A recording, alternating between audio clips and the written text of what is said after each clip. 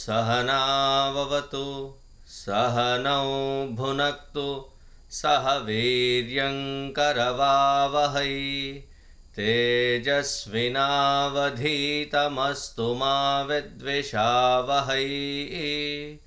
ॐ शान्ति शान्ति शान्तिः।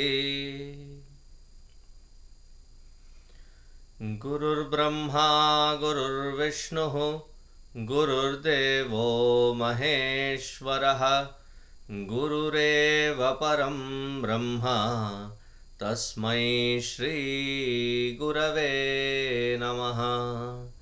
तस्मै श्री गुरवे नमः। सर्ववेदान्त सिद्धान्त गोचरं तमगोचरं गोविन्दं परमानन्दं सद्गुरुं प्रणतोऽस्म्यहम्। सद्गुरुं प्रणतोऽस्म्यहम्।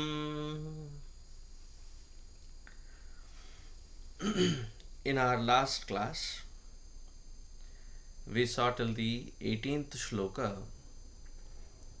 which was trying to emphasize that there are certain qualities that are required by a seeker of the self. Those qualities which enable a sure and a certain and a firm path towards realizing one's own self. We stopped right at that point where we have to understand, learn and assimilate these qualities within us. So today we will move forward with the 19th shloka in Viveka Chudamani. Please join along me.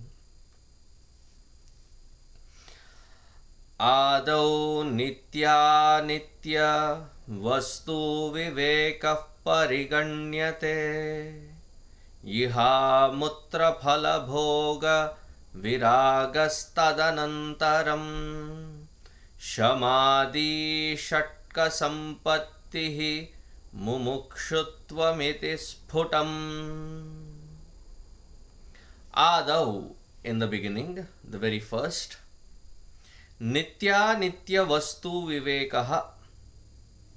Nitya, the real. Anitya, the unreal. Vastu, the component in trying to understand the discrimination. Viveka does not mean wisdom, but it means the supreme power to discriminate between that which is real and unreal. Pariganyate. Pariganyate is defined or accounted for as the first one. Iha amutra phala bhoga viragaha. Vairagya, the freedom from the desires for enjoying the fruits in this world or the other world. Many are, I would say, temporary in their understanding, so they would try to indulge for quick gratification in this world. And then there are those who would abstain from gratification in this world so that they acquire punya and they can enjoy it in the other world. Iha amutra, in this world and in the heavens. That is called vairagya. Vairagyaha tadanantaram. Shamadhi shatka sampattihi. Shamadhi shatka sampattihi. There are 6 great qualities starting from Shama. Shama, etc. 6 qualities.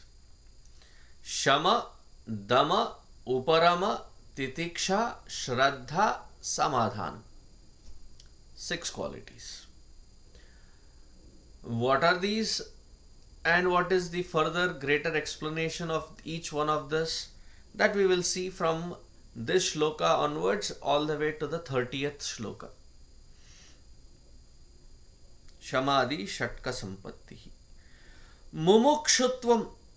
Mumukshutvam, to get liberated, a very burning desire, a very intense desire to get liberated. It is phutam.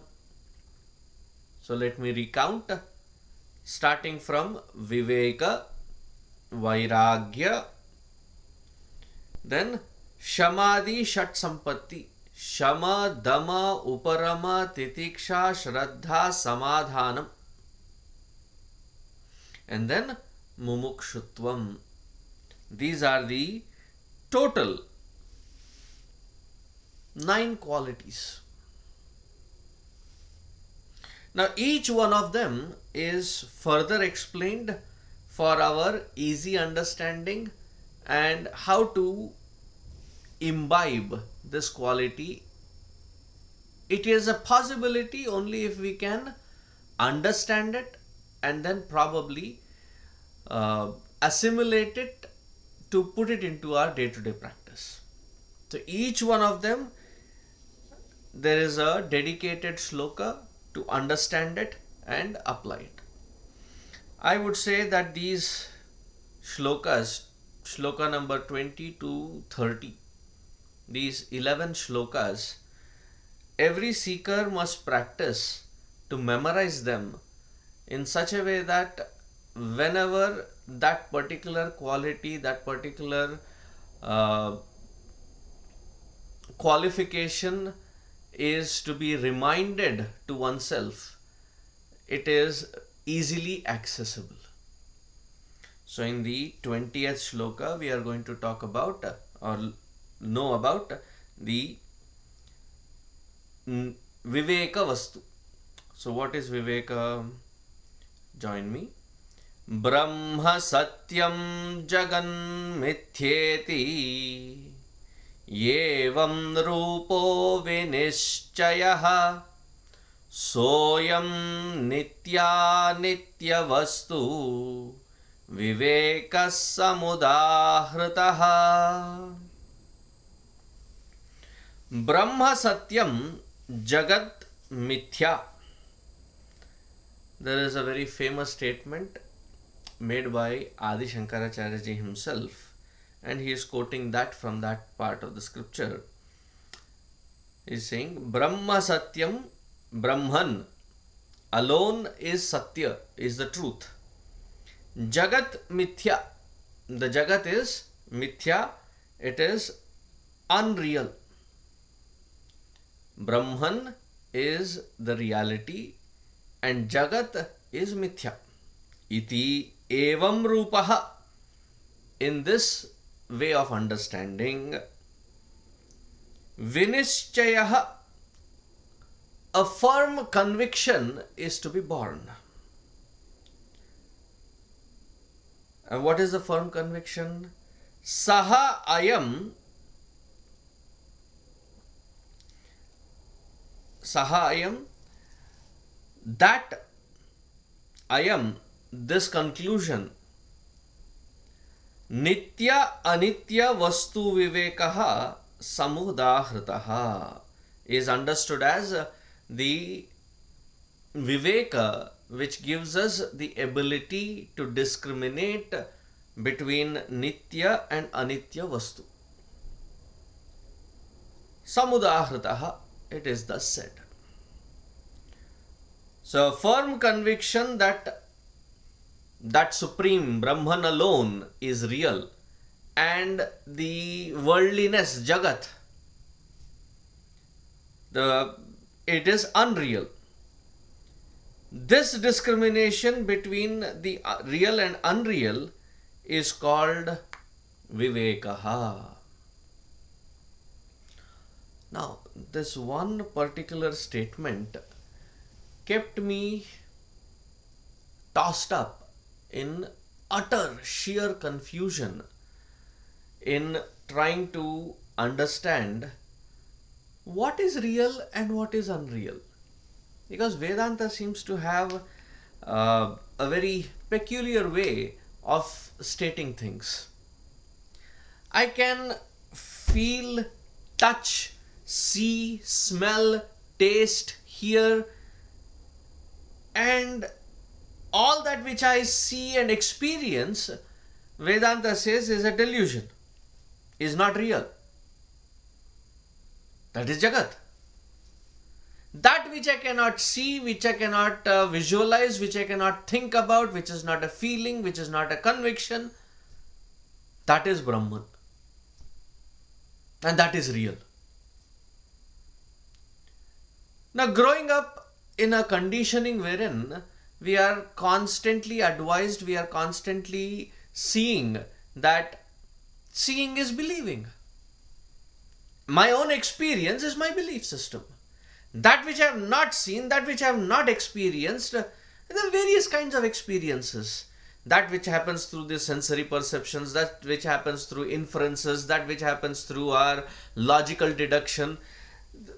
But none of that in my present day and form, I can visualize that this world is unreal. And it's a very unsettling statement.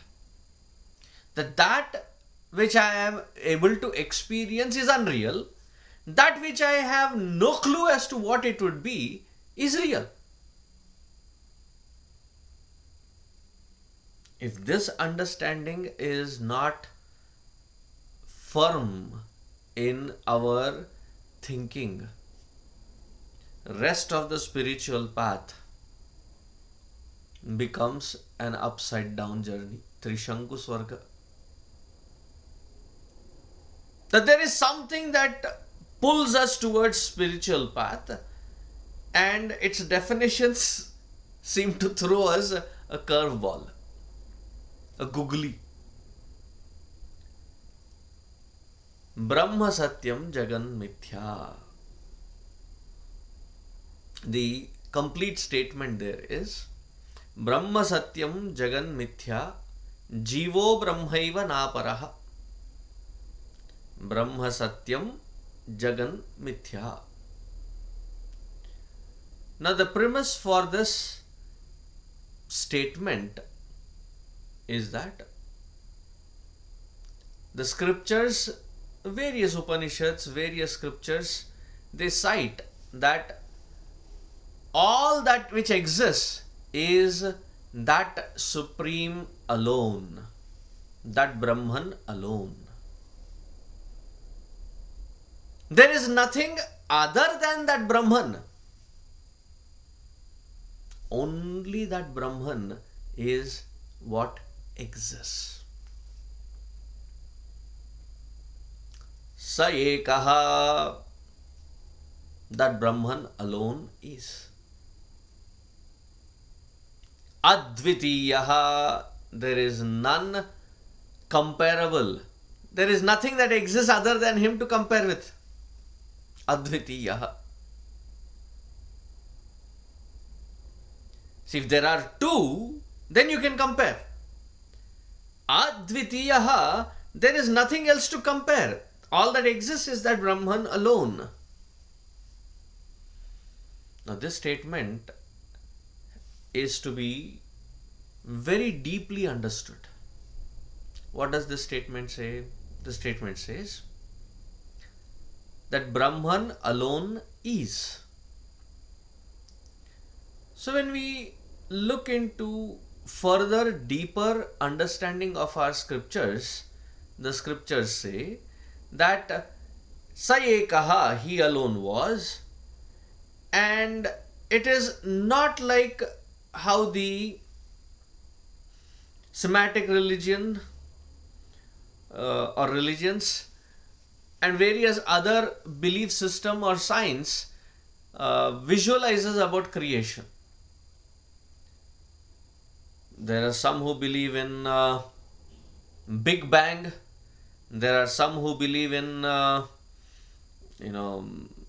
everything came from nothing. a very uh, funny way of understanding this. Everything came, but from nothing.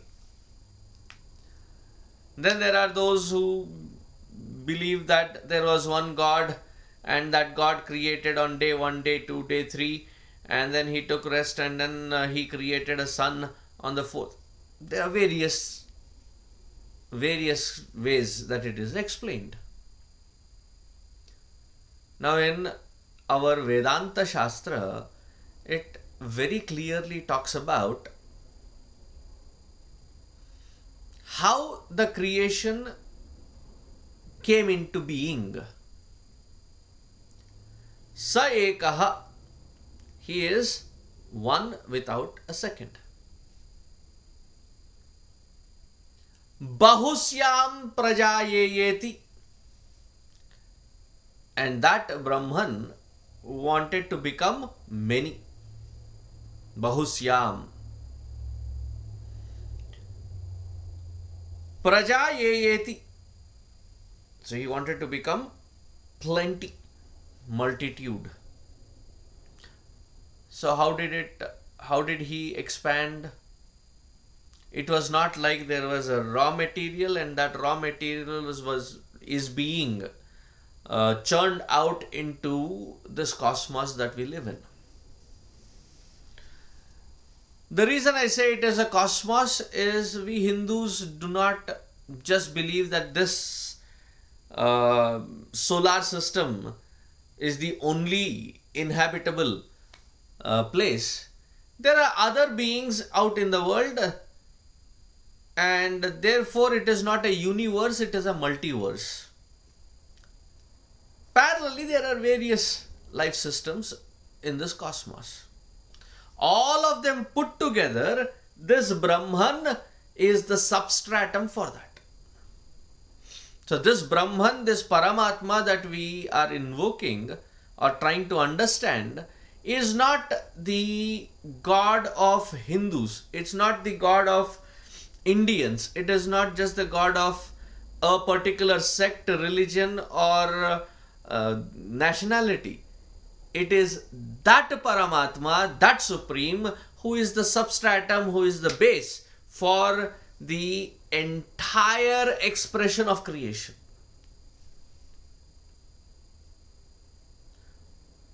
So, not just me, not just this world, not just this plurality, but the entire cosmos and different various possibilities that we can think of. All of that put together is an expression of that Paramatma. Well, you are saying here in the very next statement it is being said, Jagan Mithya. That the Jagat is Mithya, it is unreal. Now, let us go in a sequential order without jumping the gun. The moment we jump from one logic to the other, trying to piece it together, sometimes it gets jumbled. So let us go in a slow and steady process. Paramatma is one without a second. That Paramatma is the substratum of this entire creation. He is the one who is expressing now in creating something. Like for example, you have to create, say, a roti. Now in creating a roti, you need atta, you need the wheat flour, maybe some water, some salt, and then mix it up thoroughly to make the dough. And then make small balls out of it and pin them down, roll them down in a nice uniform round shape. And on the pan, flip on both sides. Let the air that is trapped in between expand, and you get a roti. Right? In this entire process, there is raw material. We need wheat flour, salt, water. We need instruments, the rolling pin, the platform on which you roll it, then the pan, then the stove, then the gas or electricity or solar, whatever it is connected with, whatever powers it. These are the instruments. Then there is the one who is intelligence behind all this, that can use the raw material and the instruments to make something edible out of it. Right? In a very technical language, it is said abhinna nimitta upadana karana. That which is the material, instrumental and the intelligent cause for creation. Now in the case of that roti or that totia or chapati that is to be made, there is the raw material, then there is the instrument, and there is a doer. Three different. But when we talk about the creation, this entire cosmos, the way the rishis have understood that this Paramatma could have created this multivarious layered cosmos, is that Paramatma alone is the material cause. That Paramatma alone is the instrumental cause. That Paramatma alone is the intelligent cause in creating this cosmos. Now, what does that mean in layman's terms? One, that every aspect of this created creation is nothing but that Paramatma alone. When in different bhajans and different kirtans we say Kana Kana me, in every particle there is nothing but that Paramatma.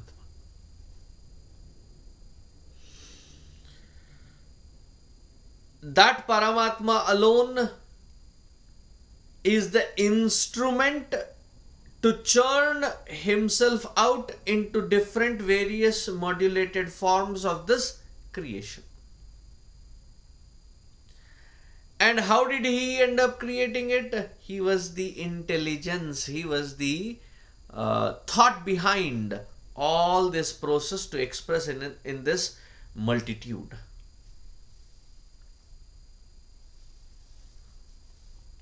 See, if there is a creator separate from the raw material and the instrument, there are so many things that could go wrong. The material could get exhausted. And when that material gets exhausted, the creation cannot be sustained. How many rotis can you make? You can make that many rotis as much as you have the raw material. Once the raw material is done, your roti is finito, done. You cannot do it. You have to get more further raw material. Now in case of Paramatma, the Paramatma is also defined as Ananta. Ananta meaning infinite. When we say infinite, what do we actually mean? That infinite is his capacity. Infinite is the material. Infinite is his very nature, that there is no possibility of finitude anywhere. So what does it mean? The material is infinite. The instruments, there is no hodgepodge in it because it is infinite. The intelligence is infinite. The expression is infinite. Purnamadaha Purnamidam. Purnat Purnameva. If you look at it, that Paramatma is Purna. That which is expressing as this beautiful creation is Purna. Why? From infinite, only infinite can express. From infinite, finitude cannot express. Think. From the infinite, finitude, if it expresses, that means that which we claimed as infinite in the first place was never infinite. Infinity cannot have finitude in it. Even if you subtract something from infinite, that which you have taken out of infinity is also infinity alone.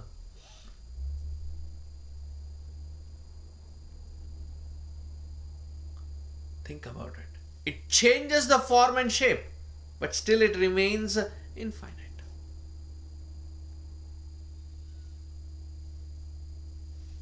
Now, such Brahman, when he expresses as the creation, this is from the perspective of Paramatma and his creation and his relationship with the creation, is that he alone is expanding in the form of creation. He alone is extending in the form of creation. He alone is expressing as the creation.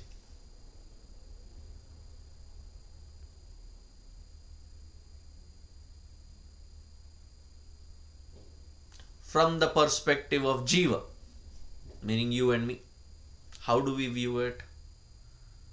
So here Vidyaranya Swamiji in his Vedanta Panchadashi, he says very beautifully that the Srishti, the creation, can be divided into two parts: Ishvara Srishti and Jiva Srishti. That which is created by that Paramatma, there is absolutely no problem in it. Because everything that is expressing as this creation is Paramatma in a different form, Paramatma in a different shape, Paramatma in a different modulation. Since Paramatma is divine, that which is created cannot be undivine. That is Paramatma Srishti, Isha Srishti. Ishvara Srishti, Isha Srishti. That which is now, where did the Jiva Srishti come from? On the Isha Srishti, the Jiva, you and me, we superimpose based on our likes and dislikes and create a pseudo world. A pseudo world wherein I smear a cross based on my likes and dislikes and claim that this part of thing is my world and that is not my world. I wouldn't want to own that as my world. Why? Because I don't like it. So, Isha Srishti, Jiva Srishti. Now, the Jiva Srishti, we create the differences. What are the differences? All that which I like, I want to amass, I want to hoard, I want to tie it down, cling to it. Isha Srishti, Jiva Srishti. So, what do I create? I create a demarcation. I create a demarcation that I have divided the world into two again. That which belongs to me, mine. That which does not belong to me, right? That which is yet to be mine, right? That which is mine and that which is yet to be mine. Why do I say it as yet to be mine? Because if it were not in the category of yet to be mine, I would not have put effort to work in that world, to gather it, to make it my own, to mark it, brand it as mine.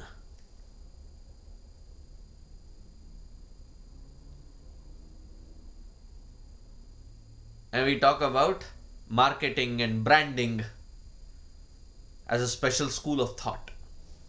MBA. Manipulated brain activity.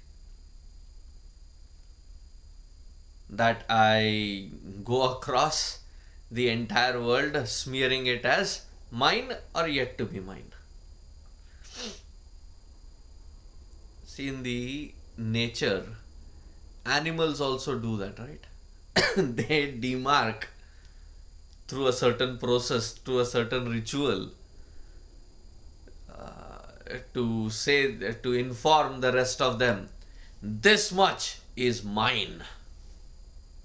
We also do that. We also stake it out. Actually speaking, nothing is yours, nothing is mine. And yet, we create that demarcation. And what do? We start constantly comparing with everyone around. They have 3000 square foot house, I should have 4000 square foot house. They have a balcony, I'll have two balconies. They have a backyard, I will have a backyard garden and a swimming pool. They have a backyard swimming pool, I will have a backyard swimming pool and a cookout area too. Constantly comparing, the comparison leads to competition, the competition leads to unforeseen errors. Raga, likes and dislikes, leading to dvesha, hatred, leading to asuya, jealousy. So it develops. So kama, krodha, lobha, moha, mada, matsara. Therefore, I often insist saying that there is nothing absolutely good or bad in this world. From the empirical standpoint, there is absolutely nothing good or nothing bad. All that which exists and can exist is only divine. So where did goodness and badness come into picture? Goodness and badness came into picture because of you and me, because of our definitions based on our likes and dislikes. Each one of us carry different likes and dislikes, and based on these likes and dislikes, I keep branding the world. That which I like is good, that which I don't like is bad. Think. What is good for me may not be good for you. What you define as good may not be good for me. Why compare it with two different? That which is good for me at this moment, in this mindset, in this experience, I myself redefine my own conditioning and say, in this conditioning, that which I consider it as good is no more good. I like Rasgulla. I'm just making it as an example, okay? So I like Rasgulla. When I have, say, fever, pneumonia, typhoid, the mouth is all tasting bad, yuck, and somebody brings in Rasgulla. And looking at it, nah, not now, not today. I can't even stand the smell of it. Why? I am not in the framework, and that which I called as good, that which I called as good because I like, today I don't like because of my change of framework. So goodness and badness is very flimsy. The world is neither good nor bad. It is divine essentially. But whenever we run into the world, run into this world, defining the world according to our tastes of likes and dislikes, and brand that divine world as good, bad, ugly, indifferent, various branding schemes, that branded world is called Jagat. That which is the Jiva Srishti. That Jiva Srishti is mithya, is unreal.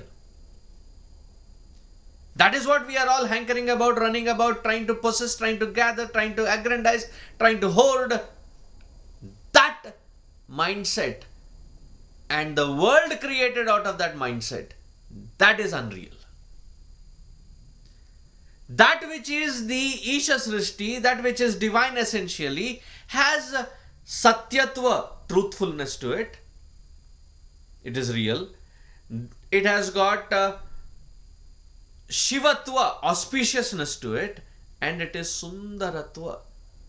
And that is why whenever in this world we connect to something which is jaw-dropping, awesome, beautiful spectacle, a rainbow, a sunrise, a beautiful valley filled with different kinds of flowers, when our mind stops from branding anything, there is a wow moment. But even that moment, what do? I want to capture that moment. I want to encapsulate that moment. I want to own that moment. So take out, kya mera? Kya mera? And in that camera, we want to capture that moment. In today's world, we don't just capture it. Now we have to post it on Instagram, we have to post it on Twitter, we have to post it on Facebook, we have to post it on everywhere. And then, how many likes, how many comments, how many shares, how many retweets? And based on that, we create a world. Can you see where we are getting trapped? That entrapment, that mindset which creates this entrapment, that is unreal. That which is vastutaha created by that, or expanded himself as this creation, that is satya only. That which I have superimposed on it is asatya. Brahma satyam jagan mithyeti jivo brahmaiva na aparaha. And who is this jiva? Essentially this jiva is that Brahman alone, because nothing other than that Brahman can ever exist. But we separate ourselves out from that Paramatma and because we have separated ourselves, we keep creating separations. That which creates divisions is unreal. That which creates unity is real. Because that Paramatma is that which is one and one without a second, that which is infinite. Anywhere where we find finitude, finitude is darkness. Finitude is ignorance. Finitude is the very root cause of all multitude, and that multitude mindset wherein we compete because we compare and thereby creating confusion. See. What is Viveka? To create crystal clear clarity. To remove the earlier triple C, we include this triple C. What is the earlier triple C? Comparisons, competitions, confusions. To remove these three, what do we have to include? Crystal clear clarity. What clarity are we talking about? That every aspect of this creation is nothing but that Paramatma alone. Therefore, when we do namaste to one another, not this, but this, what are we trying to say? That I pull myself 100% into this moment in saluting that Paramatma in you. Irrespective of the position, irrespective of the gender, irrespective of where we are, it is to that Paramatma who is beyond all these conditionings and barriers, that which is expressing here as you, to that Paramatma my salutations. Namahate, namaste.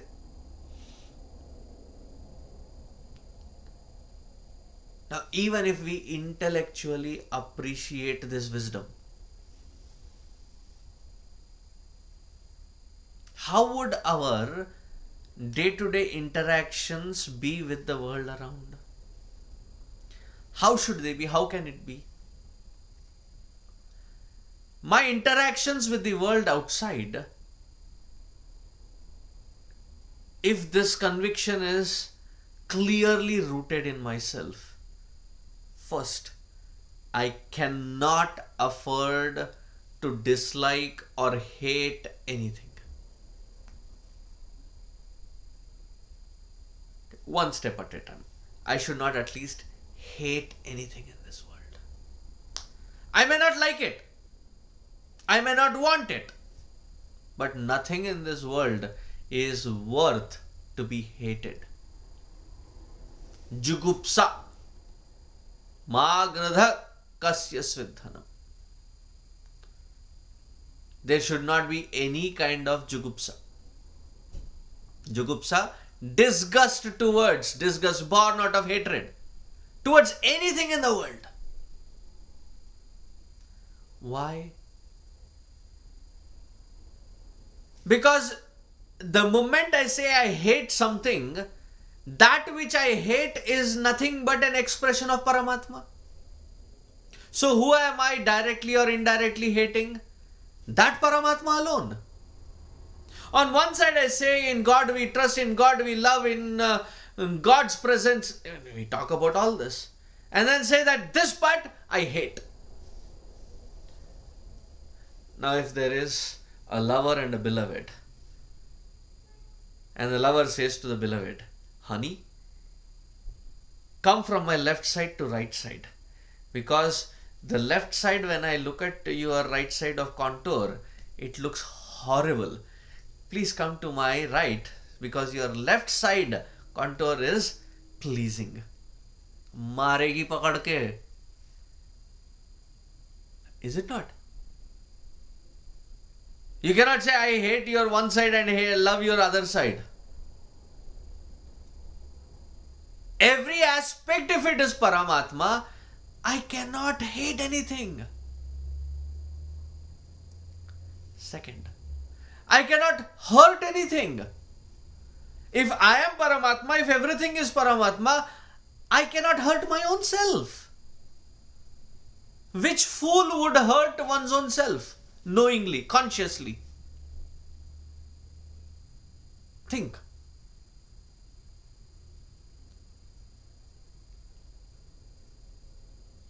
I cannot hate, I cannot hurt.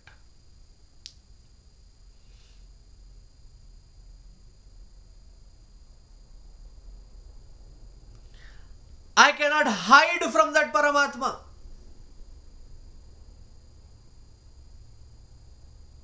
Why? Everywhere that I go, even if I don't go anywhere, wherever I am, just be.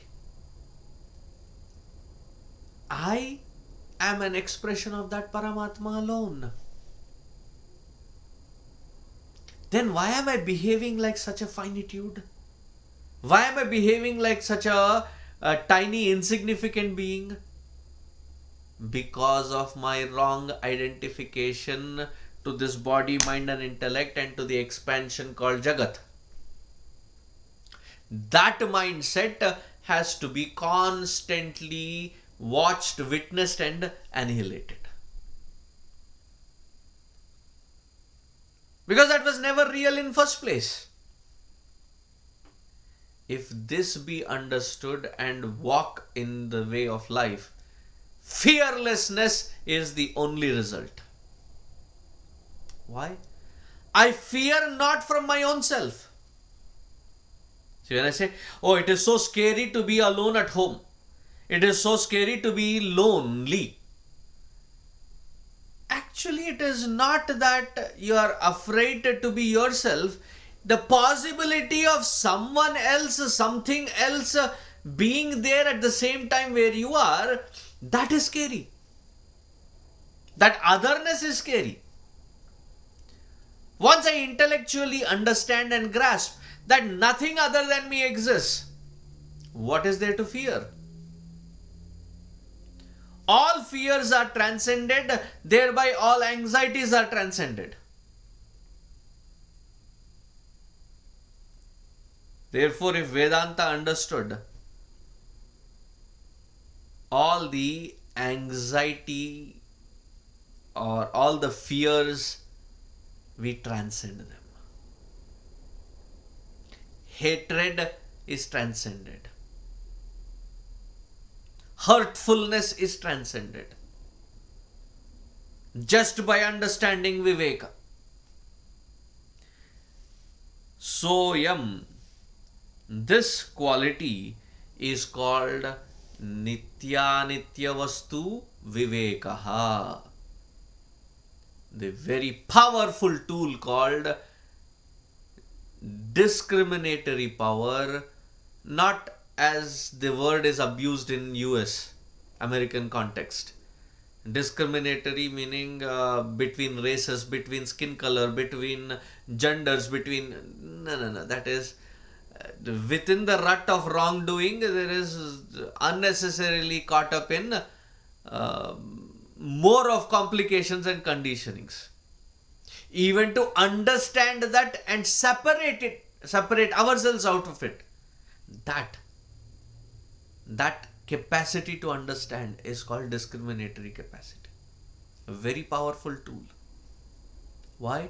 Just with that one powerful tool, we can get out of hatred, hurtfulness, hiding from God, removing anxieties, removing fear.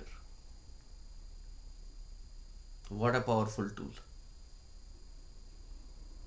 Multi-pronged effects. Now, wherever this Viveka is, there is something else as a very important key ingredient born out of it. Absence of this, then it is not Viveka. It is just mere lip service, mere words, not experience. And what is it that it roots or stems into? That is given in the next shloka, which we will see in our next dialogue. Until then, Hari Om. Om Purnamadah Purnamidam Purnat Purnamudachyate Purnasya Purnamadaya Purnameva Vasishyate. Om Shanti Shanti Shanti. Harihi Om. Shri Gurubhyo Namaha. Harihi Om.